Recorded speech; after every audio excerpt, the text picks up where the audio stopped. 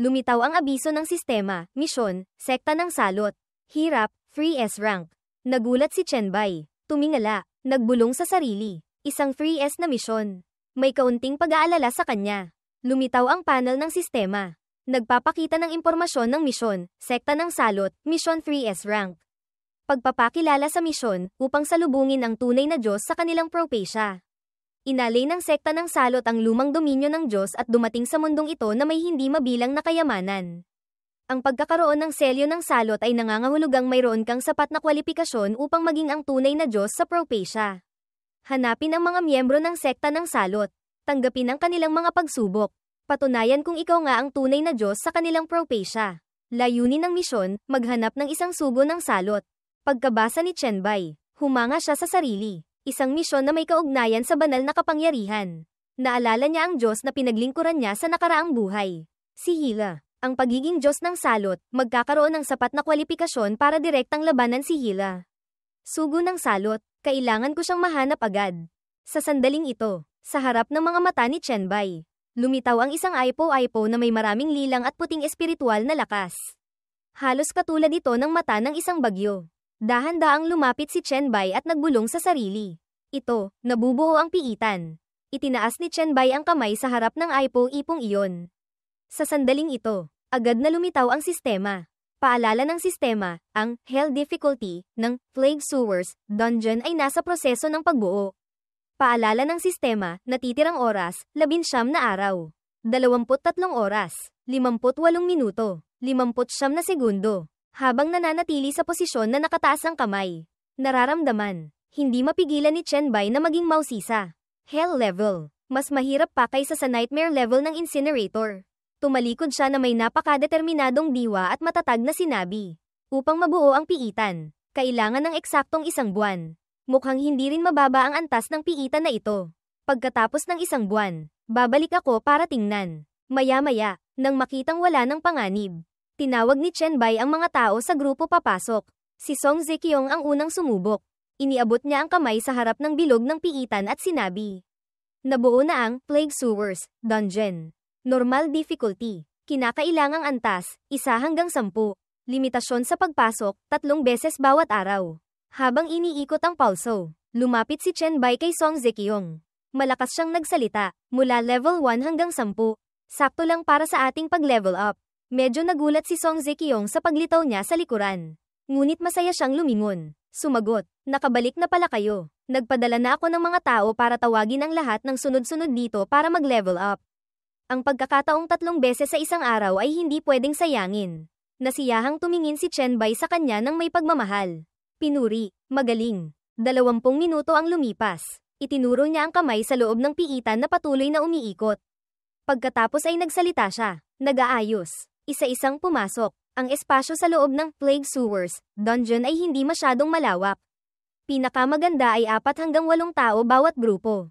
Pumasok na kayo. Pagkatapos ay seryoso siyang nagbilin. Buhay ang numero 1. Benepisyo ang numero 2. Naalala niyo na ba lahat? Lahat sila ay sabay-sabay na sumagot. Naalala na po. Tapos na. Lumingon si Chenbai upang magbilin ng mabuti sa mga babae Song Zekiong. Ali. At Suzin. Sige. Sa ikatlong pagpasok ninyo sa piitan. Sasama ako, ngunit kailangan ninyong alagaan ang sarili ninyo. Batay sa inyong kakayahan sa pagharap. Hindi ako kikilos. Pagkatapos, lahat sila ay sumunod. Sabay-sabay na sumagot, malinaw po, by D. Pagkatapos makumpirma na naintindihan ng lahat ang plano. Lumingon si Chenbai sa lahat. Itinaas niya ang kamay. Itinuro ang panel ng sistema. Una, bumuo kayo ng isang grupo. Pagkatapos, idagdag sa chat group na ito. Lumitaw ang panel ng abiso para mabasa ng lahat. Abiso, ang Evolver 001, by, ay humihiling sa iyo na sumali sa grupo, by D Palace, pagkabasa. Ang magandang si Song Zekiong ay nanlaki ang mga mata. Nagulat, nagbulalas. Ito ba, ay, 001. Ibinuka ni Chenbai ang 2 braso. Nagpakita ng napaka-normal na itsura. Nagpaliwanag siya. Ang numero ay pagkakasunod-sunod lamang ng mga Evolver. Bukod dito, ano naman ang dapat ikagulat dyan? Si Song Jia, na may napakaseryosong mukha, ay lumapit at direktang nagtanong kay Chenbai. Chenbai, bakit hindi ako inimbitahan sa grupo? Ngunit malamig lamang siyang sinagot. Dahil hindi pa kita iniimbitahan. Bahagyang ngumiti si Chenbai dahil sa mahinang babaeng ito. Pagkatapos ay ipinasok niya ang kamay sa bulsa ng pantalon. Lumapit siya kay Song Jia. Pagkatapos ay bumaba ang kanyang boses. Pinaalalahanan. Ito ang aking harem. Basta't tapat at may kakayahan. Maaaring sumali agad. Biglang nahiya si Song Jia at umatras. Nagdagdag pa siya. Binanggit ang nakaraan. Isang babaeng nahihi sa takot dahil sa zombie, syempre walang imbitasyon. Naalala ni Song Jia ang araw na iyon at labis na namula. Kumaibat ang kanyang mga labi dahil sa sobrang kahihiyan. Sinubukang kumalma ni Song Jia. Muling naging palaban. Ipinagtanggol ang sarili. Ikaw, hindi mo pwedeng maliitin ang iba. Matanda na ako, kahit kasing edad ni Chenbai. Mukhang isip bata pa rin si Song Jia. Ganoon din, nakita ni Chenbai na cute ito kaya lamaambat ang puso niya. Nagpakita siya ng maraming card ng kagamitan sa harap niya. Masigasig na itinuro ni Chenbai ang kamay. Sige na nga, kung gayon. Pumili ka ng isang kagamitan. Pagkatapos ay pumasok ka sa piitan na ito para makita ko kung gaano ka nakalakas. Ha, maya-maya, sa loob ng Plague Sewers, dungeon. Nagsimula nang pumasok ang lahat. Hindi pa man, nakakita na ng ilang daga. Si Song Jia, na mahina na nga, nagpapapansin pa. Siya ang unang sumulong at naghanda. Mukhang napakaseryoso. At nagbilin muna sa lahat. Pakiusap, huwag ninyo akong tulungan. Ha, ako na ang bahala. Sina Ali at Song Zekiong ay hinayaan na lamang si Song Jia na gawin ang gusto niya. Si Chenbai sa likuran ay nag-oobserba. Maya-maya, lumingon siya kay Luli. Nagtanong, hindi ko pa rin alam kung ano ang mga talento ninyo ni Song Jia. Casual na ipinakita ni Luli ang sarili niyang kakayahan kay Chenbai at sinabi. Ang talento ko ay, illusory thought, B-rank. Maaari akong lumikha ng mga ilusyon batay sa imahinasyon. Sa labanan, hindi gaanong malaki ang epekto nito. Si Song Jia ay sumusugod patungo sa ilang daga. Sinabi ni Luli tungkol sa kanya. Ang talento naman niya ay innate comprehension, C-rank. Ang paglago niya sa karanasan at kasanayan ay tumataas ng 50%. Lumingon si Chenbai kay Song Jia. Nagtanong siya ulit at sinabi, ito ba ay uri ng mabilis na paglago? Sa kasalukuyan, hindi ito kasing kapaki-pakinabang ng iyong mga ilusyon sa labanan. Tumingin si Luli sa kanya. Nag-isip, sumagot, tama ka. Katatapos lang makipag-usap kay Luli. Ilang sandali lang, natapos na ni Song Jia ang ilang daga. Lumulutang sila sa tubig, naipakita ang kanyang kakayahan. Tinapakan niya ang mga bangkay nito at nagsalita ng mayabang. Ano ngayon? Ako lang mag-isa. Nakapatay ako ng 3. Itong matandang daga na ito, mas mapanganib pa kaysa sa zombie. Lumapit si Chenbai, masaya, at pinuri siya. Hindi rin masama, no. Nakita ko ang iyong mga pagsisikap para maging miyembro ng aking harem, ng ganyan, kaya napilitan akong pumayag. Biglang nasaktan ang amor proprio. Namula si Song Jia, naguluhan. Kinindatan niya ang isang mata. Tinakpan. Nagkunwaring maarte. Hindi ko kailangan. Sino ba namang gustong sumali sa harem mo?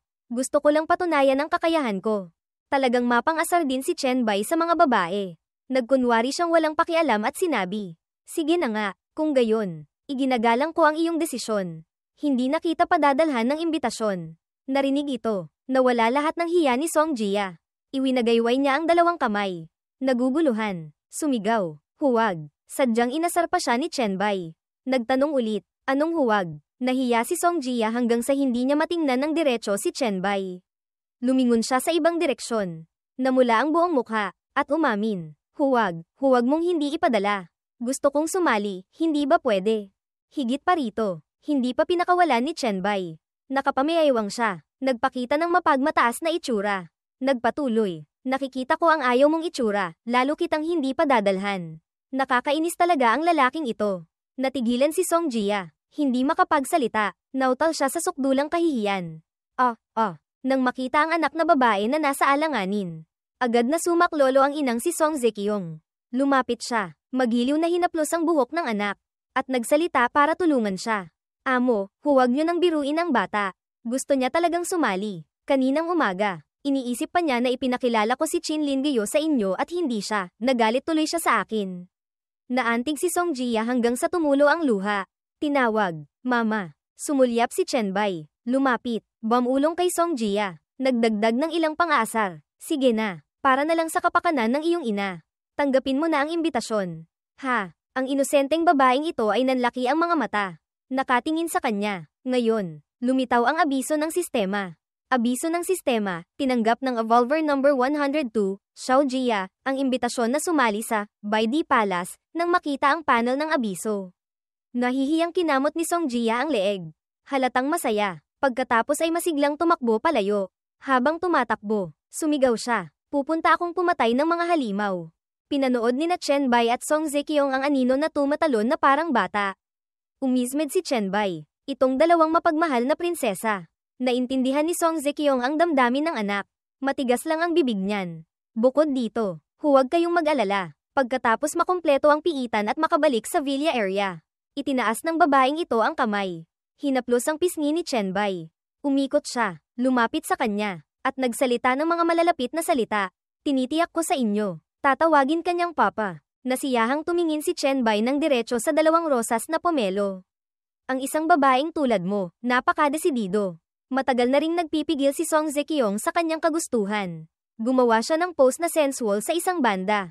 Ngunit iba ang sinasabi. Siyempre dapat desidido. Masyadong mabilis magbago ang mundo. Si Jia ay isang young miss na hindi pa nakaranas ng hirap na ganito. Ang pagkakaroon ng isang amang tulad ninyo para sa kanya. Napakagandang bagay. Ano kaya ang gusto niyang iparating? Ang weird ng kilos niya. Pinaikit ni Song Zekiong ang mga mata. Bumulong sa tainga ni Chen Bai. Tama po ba, mahal? Sa banyo ng isang marangyang silid sa kung saang hotel. Isang babae, Liu Wei, ang nagre-relax. Ninanamnam ang kaligayahan sa isang mainit na bathtub. Masaya siyang nagpahayag. Ang sarap. Pagkatapos ay nakaramdam siya ng pasasalamat. Salamat din sa mahusay na payo ng hari. Kaya ko nabubuhay ng komportable sa katapusan ng mundong ito. Biglang lumitaw ang panel ng sistema. Abiso ng sistema, ang team ng Evolver, Bai, ay unang nakalampas sa normal difficulty ng Plague Sewers, level 1-10, dungeon. Paalala ng sistema, nag-publish ang Evolver, Bai, ng video ng paglampas sa Plague Sewers, dungeon. Presyo bawat panonood, 10 tansong barya. Pagkabasa ng panel ng abiso, nanlaki ang mga mata ng babae. Nagpakita ng pagkagulat. Sa screen ay ang video clip ni Chen Bai na nagpapakita ng kakayahan sa imburnal kanina. Sumigaw ang babaeng ito. Ang hari. Nalampasan na naman niya ang piitan. Iniabot niya ang kamay. Pinindot para panoorin ang video. Walang tigil sa papuri ang babae. Ang galing. Ako nga. Kahit piitan ay hindi ko pa nakikita. Pagkatapos ay nagreklamo siya nang mawalan ng 10 tanso. Manood ng video. 10 tanso. Liu Wei. Malapit na akong mabangkarote. Sa video clip, nakita lamang niya na sa paligid ni Chen Bai ay napakaraming magagandang babae. At handa silang sumunod sa kanya. Habang nanonood at nagpupunas ng katawan. Ang magandang babaeng ito, pinupunasan ng buhok para matuyo. Ngunit ang mga mata ay laging nakatutok sa video clip. Pagkatapos ay namula siya sa inggit. Bakit ang daming babae? Sa kabilang banda, ang malaking lalaki na may maraming kalamnan ay may hawak na sibat sa balikat. Pinapanood din niya ang video clip at nagkomento tungkol kay Song Jia. Ang batang babaeng ito, hindi masama ang talento. Ngunit sa aktwal na laban, mahina pa rin siya. Sa ilalim ng mga paa ng binatang ito, maraming bangkay ang nakahandusay. Nagpatuloy siya. Gusto kong makita si Bai na kumilos. Bilisan mo nga yan para sa akin. Ang lalaking mahilig mag-skateboard na may street style ay nakatanggap din ng video clip sa grupo. Napansin niya na ang mga halimaw sa mas malalim na lugar ay napakataas ng antas. Kahit na may gabay ni Bai, ang mga babaeng iyon ay hindi kayang makalampas. Sa huli, kailangan pa rin siyang kumilos. Sa kanilang mga mata, nagpakita sila ng labis na pagkagulat nang mapanood ang bahagi kung saan sumigaw si Song Zekiong. Nandyan na ang boss, mukhang napakalakas, at maraming taong may talento ang sabay-sabay ding nakatanggap ng video clip ng grupo ni Chen Bai. Ang lalaking maitim ang balat na nakaupo sa malayo ay nagsalita. Nagtatanong, kamusta na? Ang hamak na taga-silangang iyon, ano ang lakas niya? Dalawang malalaking lalaki ang nag-oobserba sa video clip. Lumingon ang isa, sumagot, tiyak na walang problema. Sadyang malas lang tayo at hindi tayo nakatagpo ng piitan. Siya, absolutong hindi siya kasing lakas ng S-rank na talento ni Tang Mo. Ang lalaking maputi ang balat na nakaupo sa unahan ay napakaingat sa pag-oobserba. Nagsalita siya. Hindi, na-instakil niya ang boss. Mas malakas siya kaysa sa akin ng malaki. Bumalik tayo sa babae kanina. Nakahiga siya sa kama, dahil sa sobrang paghanga sa lakas ni Chen Bai. Nagpahayag siya, siguradong level 10 boss iyon. Ang hari, talagang napakalakas. Ang pagturo niya ng paraan ng pakikipaglaban sa mga babaeng iyon, napaka-epektibo rin. Pagkatapos, Dahil sa sobrang pagkahumaling kay Chenbei, gumawa siya ng napakakakaibang posisyon sa mamahaling kama. Nagbulalas. Kung sana, nasa iisang lungsod lang kami ng hari, ang swerte naman. Nakakainggit talaga ang mga babaeng iyon. Mismong ang hari ang personal na nagtuturo sa kanila. Lumipat ang eksena pabalik sa villa ni Song Zekyong. Si Chenbei at siya. Nasa loob sila ng silid-aklatan.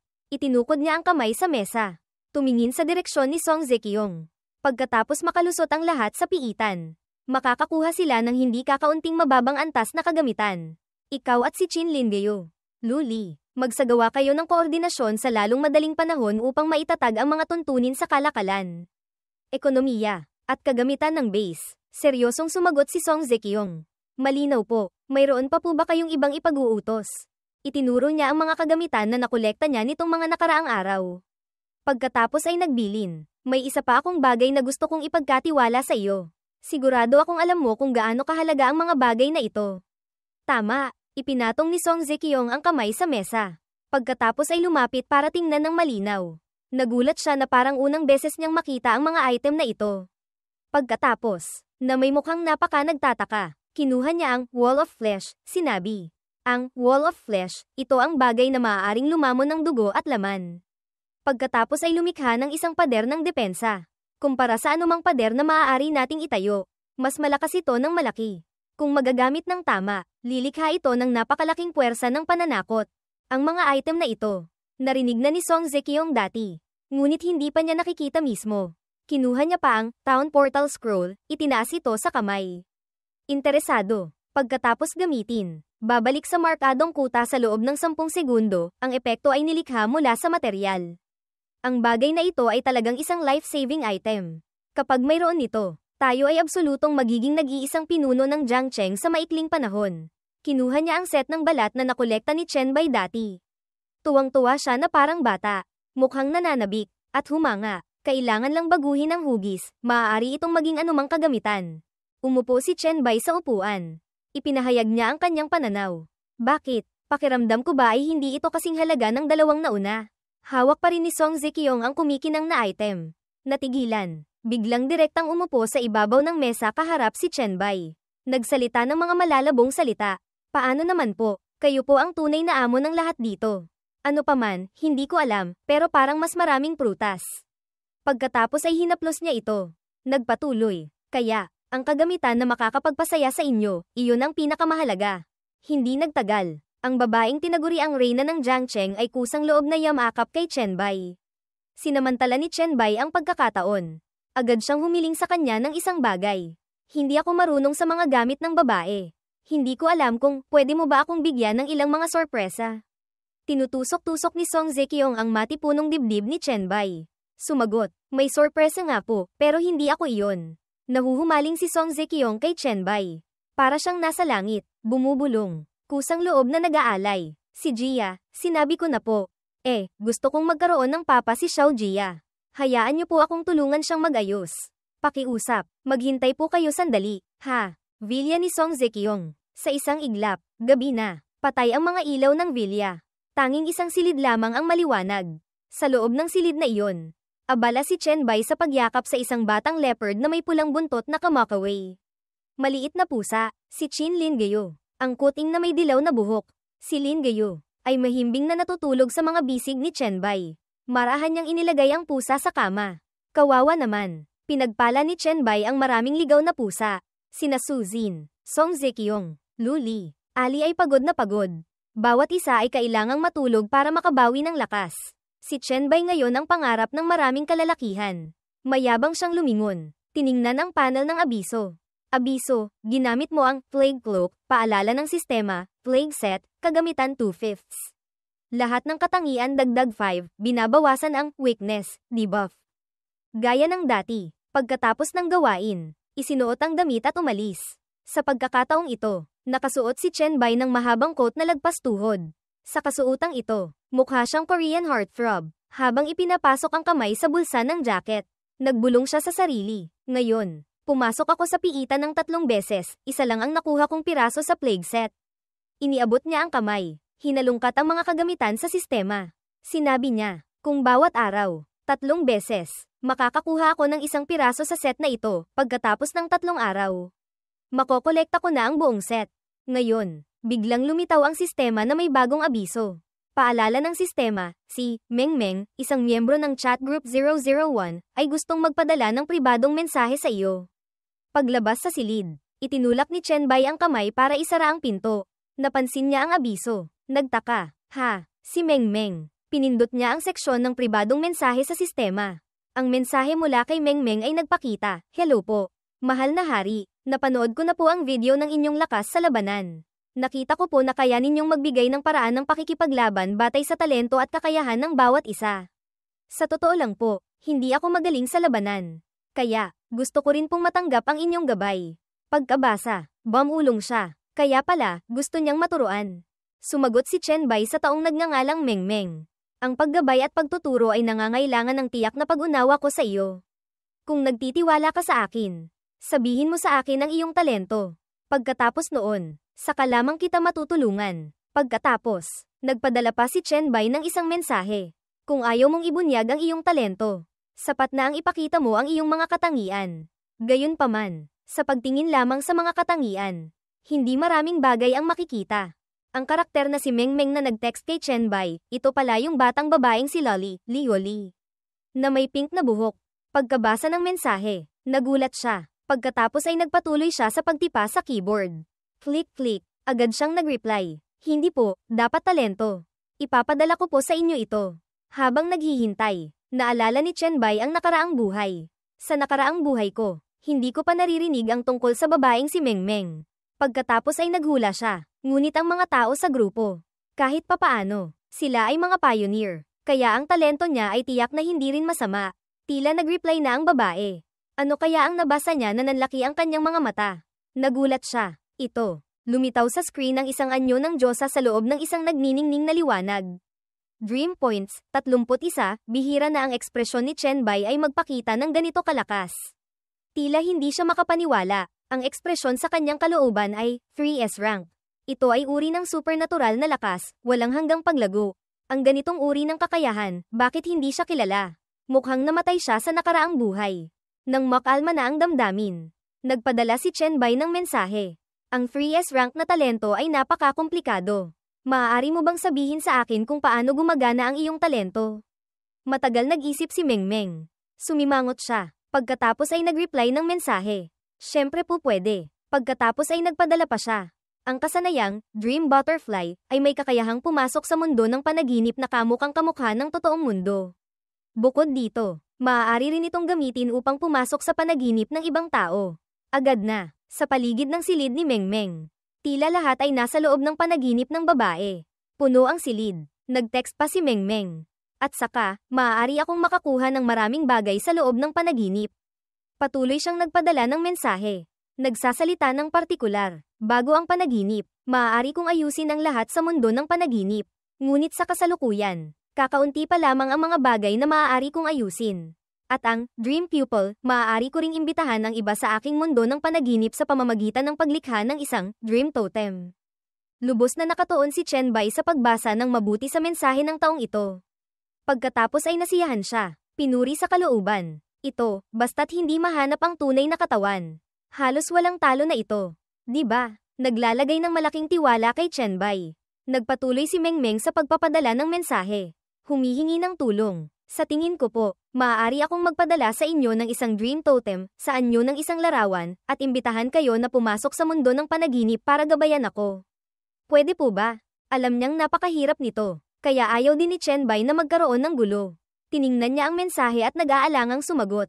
Ito, hindi ako makakapayag dyan. Dahil sa loob ng panaginip, wala akong anumang proteksyon. Agad na nagmakaawa si Mengmeng. Gumawa ng isang pangako. Pakiusap po, huwag ninyong tanggihan. Maaari akong gumawa ng isang evolution contract sa inyo. Tinitiyak ko na hindi kayo mapapahamak. Nang marinig ito, nag-isip siya tungkol sa evolution contract. Evolver contract, tila ito ay unang beses na narinig ni Chenbai. Kaya medyo nagulat siya. Seryoso siyang nag-text pabalik. Nagtatanong kay Mengmeng. Ang Evolver contract, kinikilala ba ito ng Will of the Universe? Nangangailangan ba ito ng hindi bababa sa 10 gintong barya? Pagkatapos ay nag-text pa siya na may pag-iingat. Kung nakakuha ka ng 10 gintong barya, Bakit ka pa nagtatanong sa akin tungkol sa mga kasanayan sa pakikipaglaban? Sumagot si Mengmeng ng dalawang mensahe. Ang mga halimaw na pinapatay ko sa mundo ng panaginip ay namamatay din sa katotohanan. Maaari ko ring ayusin ang bilis ng pagsabog ng mga halimaw sa panaginip sa pamamagitan ng Dream Pupil. Kaya, may sapat akong gintong barya. Maaari ko rin kayong bigyan ng ibang mga regalo. Halimbawa, itong dalawang ito. Tila napakadesperado ni Mengmeng. Handa siyang ibigay sa kanya maging ang mahalagang bagay. Nag-text pa siya ng kaunti. Spiritual Perception D-Rank Skillbook. Pagkabasa nito, lubos niyang pinuri si Mengmeng. Bahagyang kumaibat ang gilid ng bibig ni Chenbai. Nag-isip, napakalakas na kakayahan talaga. Masasabing hindi ito natatalo sa aking Virus Monarch. Nagpatuloy siya sa pagpapadala ng isa pang mensahe. Command Scepter F-Rank Special Item. Tila gustong tumanggi ni Chenbai. Sumagot, pakiusap, kahit na napakalakas ko sa panaginip. Sa katotohanan, napakahina ko. Kinagat ni Mengmeng ang labi. Ngayon lamang niya sinabi ang kanyang takot. Nag-type si Mengmeng sa keyboard. Nag-reply, mayroon akong napakalakas na pakiramdam na kung hindi mapapabuti agad ang aking mga kasanayan sa pakikipaglaban, mamamatay ako maaga o huli. Pagkabasa ng mensahe, tumingin si Chenbai sa ibang direksyon. Malayo, at nagkomento, hindi mali ang iyong pakiramdam. Ang kakayahang ito ay hindi nagpapabuti ng pisikal na lakas kahit kaunti. Ito ang nakamamatay na kahinaan. Naawa siya. Tutal, ito ay isang 3S rank na propesyon. Nagsimula siyang maging mas bukas. Sumagot, kung gayon, ipadala mo sa akin ang Evolver contract pagkatapos. Naglakad siya palabas at nag-isip. Dahil sa babaeng si Mengmeng na ito, kung handa siyang gumawa ng kontrata, syempre tutulungan ko siya. Isang napakalakas na talento. Kailangan kong i-recruit siya sa aking team. Maya-maya, lumitaw ang panel ng abiso. Abiso, nagpadala sa iyo si Evolver, Mengmeng, ng isang Evolution Contract. Kontrata ng ebolusyon, nangangako si Mengmeng na hindi gagawa ng anumang aksyon na magdudulot ng anumang pinsala o negatibong epekto. Kung lalabag ka sa kontrata, mawawala ang iyong katayuan bilang Evolver. Ang kontrata ay may bisa sa loob ng 24 na oras. Kailangan ng kontrata sa lahat ng bagay para maging mas panatag. Nagpa siya si Chenbai na tulungan si Mengmeng sa pagkakataong ito. Pinindot niya ang sumasang-ayon ako. Pagkatapos, bumalik siya sa villa ni Song Zekyong. Nakahiga si Chenbai sa ibang silid tulugan. Mula kanina, puro tungkol kay Mengmeng ang iniisip niya. Dream Totem, nangangailangan ng pagre-relax at pagtingin dito sa loob ng 3 minuto. Kung may depensa ang nagmamasid, mas matagal pa. Sakto sa pagbanggit kay Cao Cao. Dumating na si Cao Cao. Nagpadala si Mengmeng kay Chenbai ng isang imahe isang card. At dito ay may guhit na parang kakaibang selyo ng mahika. Ipinatong ni Chenbai ang ulo sa malambot na unan. Tiningnan niya ang selyong iyon. Kasabay ng pag-iisip, kung ang kakayahang ito ay mag-evolve hanggang sa makita sa panaginip, talagang nakakatakot. Pagkatapos ay ipinikit niya ang mga mata. Naghanda na pumasok sa isang mahabang panaginip. Ang mahiwagang sistema. Sa isang iglap ng pagpikit ng mata, si Chenbai ay nasa harap na ni Mengmeng. At pareho silang naroroon sa silid niya. Ito ang panaginip ni Chenbai. Gayunpaman, dahil sa kakayahan ni Mengmeng, ito ay totoo pa rin. Sa bahay niya, ang cute ni Mengmeng. Nanlaki ang mga mata niya. Yakap ang isang teddy bear. Pagkatapos ay namula siya. Nautal na bumati. Paumanhin. Paumanhin. Hello, Lord Monarch Bai. Ako po si Mengmeng. Meng mula sa Mencius. Meng mula sa Dreamscape. Iyon po si Mengmeng. Kanina lang po ay gumawa ako ng kasunduan sa inyo. Pagkakita pa lang sa kanya, nagsimula na rin siyang magpakilala at sunod-sunod na nagtanong. Ako si Chenbai. Tawagin mo na lang akong Bai. Ito ba ang iyong mundo ng panaginip? Hindi naman angkop ang lugar na ito para sa pagsasanay sa pakikipaglaban. Ibinaba ni Mengmeng ang stuffed toy sa sahig. Masaya siyang lumingon at sumagot. Hindi dito. Pagkatapos ay direkta siyang nagbukas ng daanan gamit ang kanyang kakayahan. Tumagos sa isang lihim na kaharian. Itinuro ng dalaga doon at nagpaliwanag pa. Nilinis ko na ang gym na hindi kalayuan dito. Sa unang pagkakataon na makita ito, labis ding nagulat si Chenbai. Kanina pa niya napapansin na laging namumula ang dalagang ito kapag nakikita si Chenbai. Nakita niya ito, nanlaki ang mga mata sa pagkamangha. Lihim na nag-iisip, ito ay, sa loob. Nakikita ng ating bida na lumikha si Mengmeng ng isang lihim na kaharian na kamukhang kamukha ng lungsod ng Jiangcheng. At ang gym na sinabi niya ay nasa loob ng isang gusali na may rooftop na parang malawak na patio.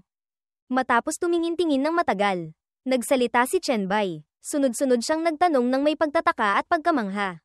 Ito ba ang gym na sinasabi mo? Ganito kalaki ang mundo ng panaginip mo. Kahit na may napakataas na kakayahan. Hindi gaanong nagyayabang si Mengmeng. Napakapala kaibigan niyang ipinaliwanag ng malinaw. Hindi naman talaga. Ang mundo ng panaginip ay umiiral ng hiwalay, hindi ito nakadepende sa akin. Bilang isang dreamwalker, maaari ko lamang itong pasukin at baguhin. Ayon sa aking natuklasan nitong mga nakaraang araw, ang mundo ng panaginip ay magiging salamin ng totoong mundo. Matapos marinig ang detalyadong paliwanag ni Mengmeng, naintindihan ni Chenbai at nagpakita ng sigasig. Ganoon pala, naiintindihan ko na. Kung gayon, magsimula na tayong magsanay ngayon sa gym. Tuwang-tuwa si Mengmeng na makita si Chenbai. Tumakbo siya papasok para manguna. Pagkatapos ay tumakbo at tumalon ng mapaglaro. Lumingon at tumawag. Tara na. Medyo naguluhan si Chenbai noong una. Ngunit sa pagkakataong ito ay nagtiwala siya kay Mengmeng. 5 minuto ang lumipas. Sa mundo ng panaginip, sa basketball court sa loob ng gym. Dito ay napakadilim. Walang ilaw ang silid kaya medyo nakakatakot. Itinaas niya ang kanyang kamay at palm-itik. May maliit na liwanag na lumitaw sa bawat daliri niya. Sinabi niya, magkaroon ng liwanag. Agad na umilo ang mga bumbilya kahit hindi nakasaksak, na nagpaliwanag sa basketball court at naging posible nang makita ang lahat ng normal. Nang makita ang pagpapakita ng kakayahan ng maliit na babaeng si Mengmeng. Nagtanong si Chenbai, high school student ka pa rin ba? Lumingon si Mengmeng, ngumiti ng pilit, pagkatapos ay nagyabang, hehe, bago bumaba ang katapusan ng mundo. Isa akong nabalista. Umupo si Chenbai sa isang baitang. Ipinatong niya ang 2 kamay sa tuhod at sinabi ng may malalim na boses. Kung gusto mong mapabuti ang iyong kakayahan sa pakikipaglaban sa totoong mundo, ang pinakamahusay na paraan ay ang lumaban. Pagkatapos ay nagsimula siyang magbigay ng gabay kay Mengmeng. Huwag mong gamitin ang kakayahan ng mundo ng panaginip para atakihin ako. Hayaan mong makita ko muna ang antas ng iyong pakikipaglaban. Pagkatapos, ang cute na babaeng ito ay nagpatuloy sa pagmamalaki sa sarili. Sinabi kay Chenbai, ang aking mga katangian sa mundo ng panaginip ay mapapabuti katumbas ng aking lakas ng isip. Sa kasalukuyan, ang aking lakas ng isip ay 48. Kailangan mong mag-ingat, Lord Monarch Tumukod si Chenbai gamit ang kamay at tumayo. Walang siyang pakialam at sinabi kay Mengmeng, huwag kang mag-alala, ilabas mo lang ang lahat ng lakas mo. Nagpakita ng determinasyon si Mengmeng. Kinuyam niya ang kanyang mga kamay at sinabing, sige, heto na ako. Ginamit ng maliit na babae ang lahat ng kanyang lakas. Humataw ng isang suntok, sumigaw siya ng may lakas. Ngunit madali lang ito para kay Chenbai. Ginamit niya lamang ang isang galaw. Umilag siya pakaliwa, sumablay ang suntok ni Mengmeng. Halos sumubsob siya sa lupa. Sobrang nakakahiya, namula si Mengmeng. HMMP. Nagkomento si Chenbai. Hindi matatag ang sentro ng grabidad. Kayang ilabas pero hindi kayang bawiin. Hindi pwede. May iniisip ang batang babaeng ito. Pagkatapos ay kinagat ang labi. Marahil ito ang forma ng mataas na konsentrasyon ni Mengmeng. Pagkatapos ay nagpatuloy siya sa kanyang ultimate move, Helicopter Blades. Ang 2 kamay ni Mengmeng ay umikot-ikot.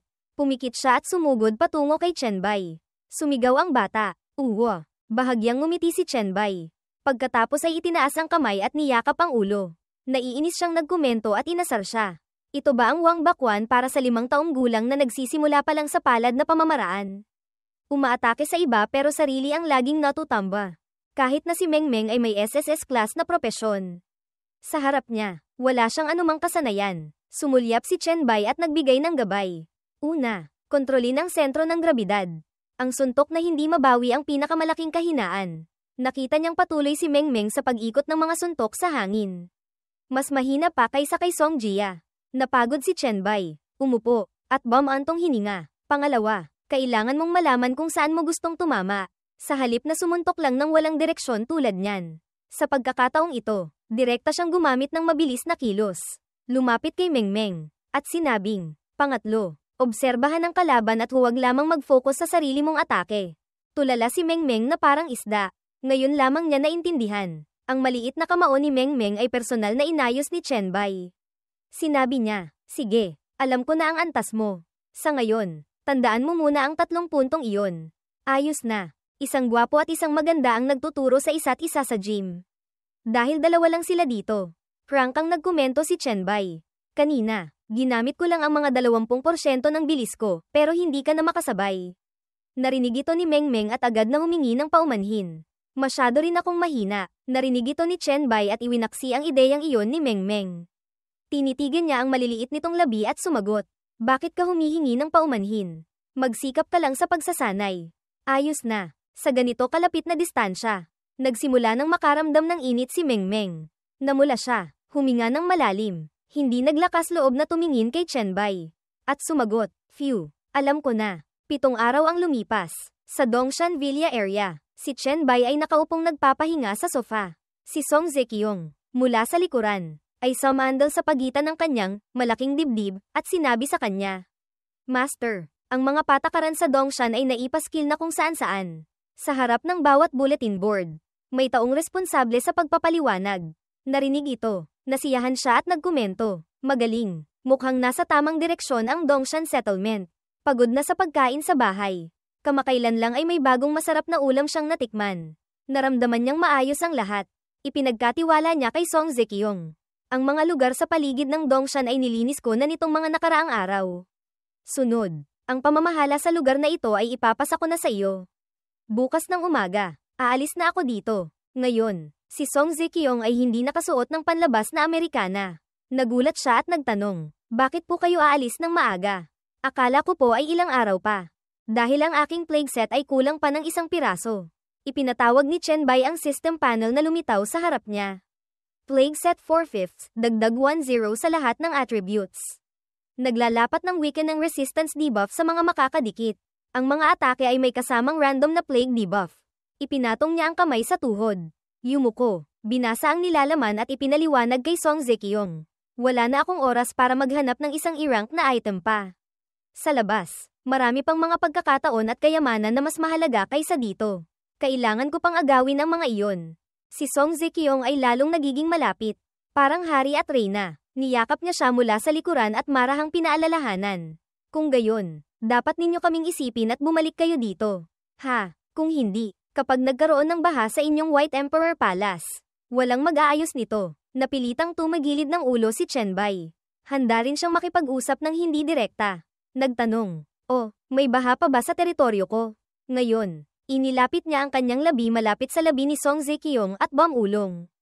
"Kung gayon, tawagin mo sila dito. Ngayon, pag-uusapan natin ng mabuti kung paano harangan ang mga daanan ng tubig." Paminsan-minsan lang nagpapahiwatig si Chen Bai. Mabilis na sumagot si Song Zekiong. "Sige po, Master. Gabi na naman. At maliwanag na naman ang silid. Sa pagkakataong ito, ang labanan ay tila mas mahirap at mas matagal. 6 pa ring mga kuting tulad ng nakaraang gabi.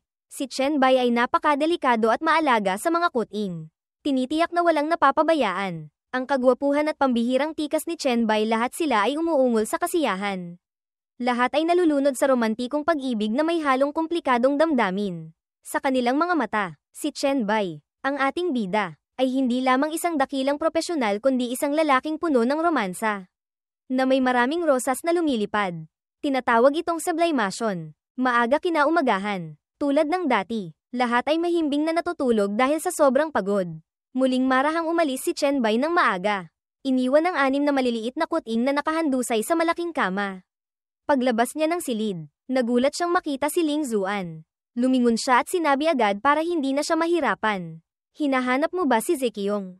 Hindi pa siya gising. Ngunit hindi si Song Zekiong ang hinahanap ni Ling Zuan. Mabilis siyang sumagot, "Hindi po, kayo po ang hinahanap ko." Nagtanong si Chen Bai, "Ano iyon?" Lumapit si Ling Zuan at nagulat ng mas malinaw. May mga taong nanggugulo sa settlement sa paanan ng bundok. Habang naglalakad, pinaalalahanan niya ito, "Pati ba ito? Ako pa rin ang hahanapin. Hindi ba't naitatag na ang mga patakaran ng Dongshan?" Pagkatapos ay medyo naiinis siyang lumingon at nagtanong, "Hindi ba nila alam kung paano kumilos ayon sa mga patakaran?" Nagmamadaling pinagdaop ni Ling Zuan ang kanyang mga kamay at humingi ng paumanhin.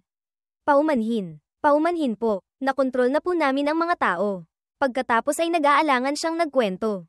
"Ngunit kasama po sa kanila ang isa ninyong kaklase. Kaya, narinig ito ni Chen Bai. Napilitan siyang pansamantalang isantabi ang kailangan niyang gawin at mabilis na binago ang plano. Sinabi kay Ling Zuan, "Dalhin mo ako doon." Nagmamadali ring sumunod si Ling Zuan at sumagot, "Opo." Nakarating na silang dalawa sa residential area sa paanan ng bundok. Ito ay bahagi pa rin ng Dongshan Villa area. Pagbaba pa lang ng ilang baitang, May nakapansin na sa pagdating ni Chenbai. Tuwang-tuwa siyang itinuro ito at sumigaw. Dumating na si Chenbai. Nakita ko si Chenbai. Dito sa itaas. Itinuro ni Ling Zuan ang mga tao sa ibaba. Maikling ipinaliwanag ang totoong sitwasyon dito. Ito ang mga taong hindi nasisiyahan sa bayarin naming isang barya bawat araw. Gusto pa nilang protektahan ang kanilang mga tahanan at settlement ng libre. Ngunit ayaw nilang magbayad. Marahang tumango si Chenbai. Wala siyang sinabi. Dahan-dahan lamang siyang bumaba. Pagdating doon, lumapit siya sa lalaking masaya kanina at sinabi, Li Shen, alam kong nakikita mo ako. Nang mas malapit si Chenbai. Tuwang-tuwa si Li Shen. Masigla siyang kumaway. Chenbai, ako ito, si Li Shen. Dahil kakilala, madali silang mag-usap. Dumiretso agad si Chenbai sa punto. Hindi mahigpit ang aming mga patakaran. Isang barya. Kailangan mo lang pumatay ng isang zombie. Sapat na. Kahit hindi mo sila kayang patayin. Mayroon pa ring mga trabahong mapagkakakitaan sa settlement. Bakit mo tinitipon ang mga tao dito para manggulo? Itinuro ni Li Shen ang grupo ng mga taong may hawak na maraming karatula at banner na nagpoprotesta. Ipinaliwanag niya ang problema. Hindi tungkol sa pera ang usapan. Kundi hindi katama, sa pagbaba ng katapusan ng mundo. Dapat tayong magtulungan. Ang taong ito ay uri ng taong sakim at tamad. Dahil may kaunting kakilala kay Chenbai. Gumagawa siya ng gulo. Pagkatapos ay malakas siyang nanawagan sa harap ng maraming tao. Ngayong may yaman ka, dapat mong tulungan ang lahat na malampasan ang kahirapan. Makinig ka sa payo ko bilang Student Council President. Chenbai, kung makakamit mo ang mga dakilang bagay at magdudulot ng benepisyo sa mundo. Alisin mo ang patakarang ito. At magpapasalamat sa iyo ang lahat. Naiinis si Chenbai sa taong ito. Sinubukan niyang pumikit upang hindi ipakita ang kanyang damdamin at sinabi, Haha. Tinatamad akong makipag-usap sa mga taong tulad mo. Mula nang muling isilang, napagtanto ng ating bida na ang pagiging mabait ay isang kasalanan. Kaya, sa harap ng maraming kahilingang tulad nito, malamig siyang sumagot sa harap ng lahat. Kahit sa mga dati niyang kakilala. Makinig kayong lahat. Ito ang patakaran dito. Kung hindi ninyo kaya, umalis kayo agad. Sa loob ng 3 minuto. Kung hindi pa kayo aalis, papatayin ko kayo ng walang awa. Pagkatapos ng malupit na mga salita, lumakad si Chenbai nang may kumpiyansa. Itinaas niya ang 2 kamay. Nagpakita ng kalmado. Habang naglalakad, sinabi niya, ito ang patakaran dito. Kung hindi ninyo matanggap, umalis na kayo. Pagkatapos ng 3 minuto, kung hindi pa kayo aalis, papatayin ko kayo nang hindi na nagtatanong. Pagkatapos ay nagkrus ng braso si Chenbai. Malamig na nagutos, Leng Zuan, simulan mo nang bilangin ang oras. Agad na sumagot si Leng Zuan. Opo. Hanggang hindi nakikita ang kabaong. Hindi tumutulo ang luha. Ganoon pa man, matigas pa rin ang ulo ni Li Shen. Tumawa siya habang sinasabi, hindi na kailangan ng 3.5 minuto. Talagang hindi ako aalis. Nandito ako para kumatawan sa kapakanan ng lahat. Lahat sila ay papanig sa akin. Magpapasalamat sa akin. Ang mga tao sa likuran niya ay kapareho rin ng kanyang ekspresyon. Dito, isang sundalong may maraming baluti at armas ang hindi na nakapagpigil at nagsalita. Direktang minumura siya. Tumigil ka na sa pagutot. Isang barya. Para sa mga tao dito. Ano ba naman iyon? Ha? Ang mga ayaw pumayag ay alinman sa makasarili o mapagsamantala. Pagkatapos, ang iba ay sunod-sunod na itinuro ang sisi kay Li Shen. Isang tao ang sumigaw. Hindi namin poprotektahan ang 2 uri ng taong ito. Walang kwentang tao. Isang araw. Hindi ka makapatay kahit isang zombie. Ang nangungunang sundalo ay nagsalita rin. Kung hindi ka makakita ng isang barya, pumunta ka sa bahay ko at maging asong tagabantay. Babayaran kita ng 2 barya. Ngayon, karamihan sa mga tao ay hindi na sumusuporta kay Li Shen. Sumigaw sila, umalis ka na. Kami ang nagtayo ng lugar na ito. Wala itong kinalaman sa iyo. Ang presyon mula sa maraming tao ay nagpawi sa kanya ng husto. Pagkatapos, naging napakasama ng kanyang ekspresyon. Wala siyang magawa kundi magngit-ngit sa galit. Kay kayo. Pagkatapos, tumayo siya sa harap ng maraming tao at sumigaw ng malakas. Aalis na kung aalis. Sino ba namang gustong sumali sa impyernong lugar na ito?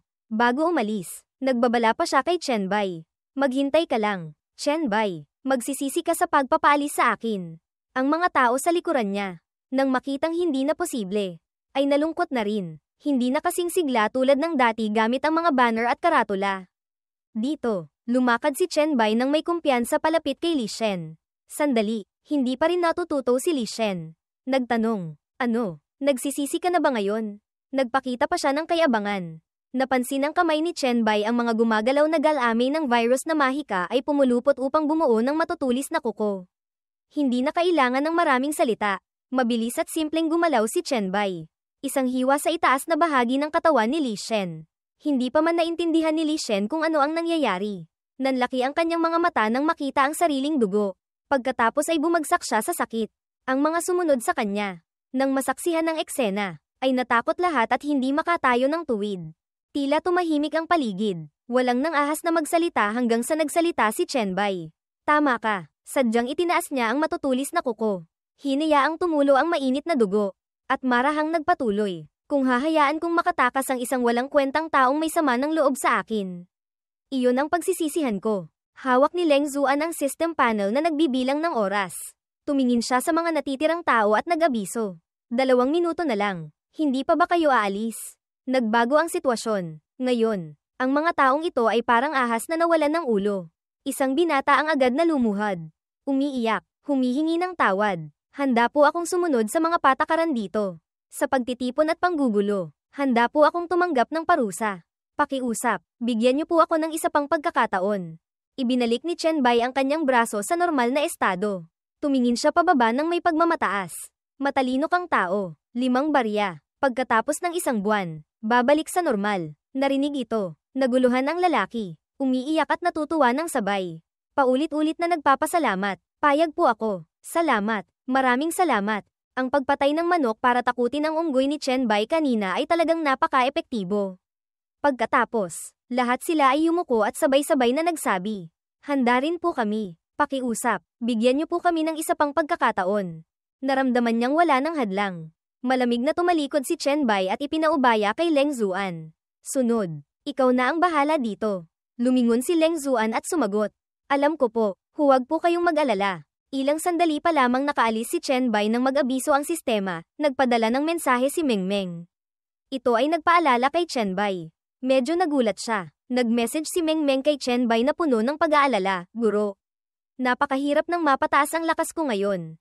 Kahit mataas ang aking espiritu. Wala naman akong anumang kasanayan sa pag-atake.